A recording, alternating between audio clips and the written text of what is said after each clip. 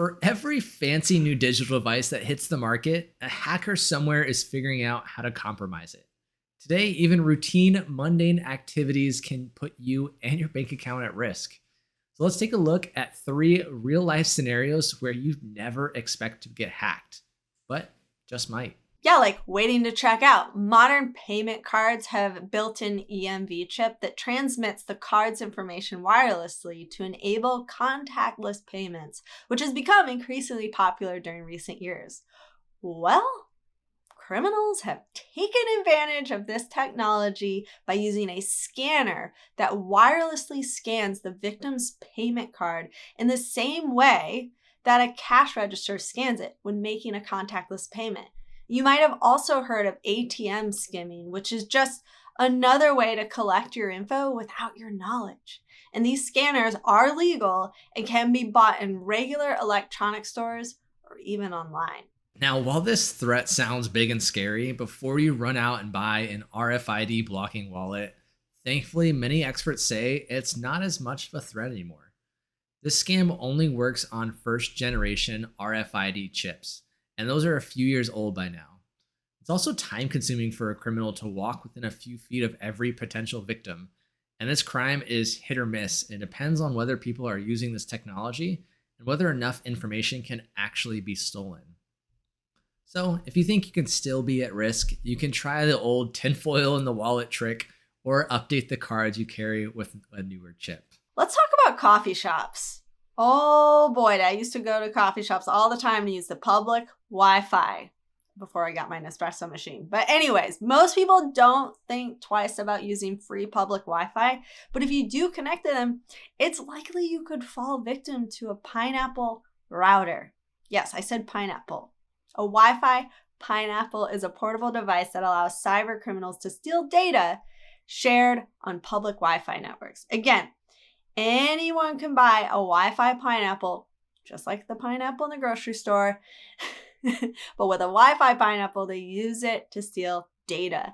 And the Wi-Fi pineapple was originally designed to help defend against cyber threats. But oh my goodness, it's now being used as a honeypot to commit them. And while you hear a lot about VPNs and how they protect you for remote work and help you watch Canadian Netflix, there are weaknesses that can still leave your work and personal data vulnerable to cyber criminals. So the best way to protect yourself is just to pay closer attention to the Wi-Fi networks you use.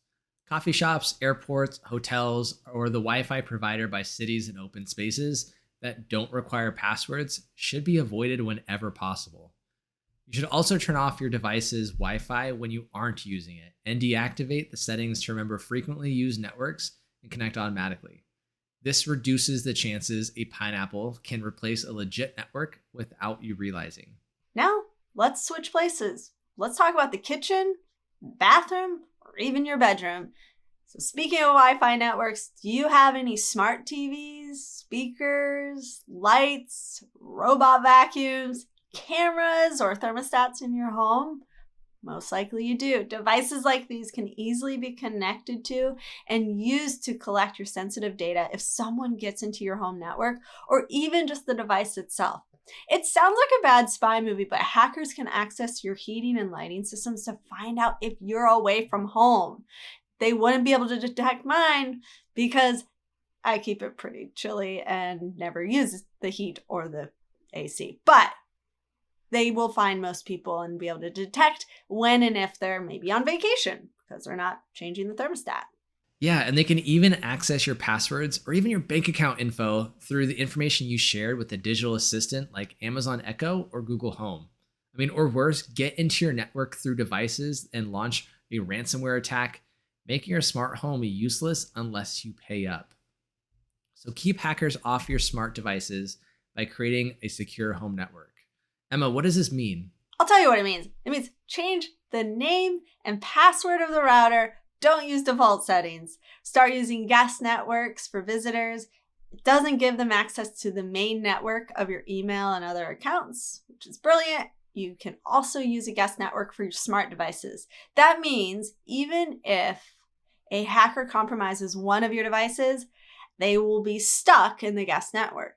See what I'm saying, Neely? So they won't be able to control your primary internet access. And obviously, make sure the passwords are different for your Wi-Fi and all of the devices connected to it. Now, the desire for a better, more convenient life can make it easier to ignore the risks that come with it. But security is a continuous process. This is just a reminder to be conscious of when and where you're connecting, and then to take the appropriate measures to ensure you're keeping it secure. Well, that's a wrap for you, but your journey doesn't have to end here. We have over 200 videos for you to continue watching. And be sure to like, comment, and subscribe. Thanks for watching. This is The Journey.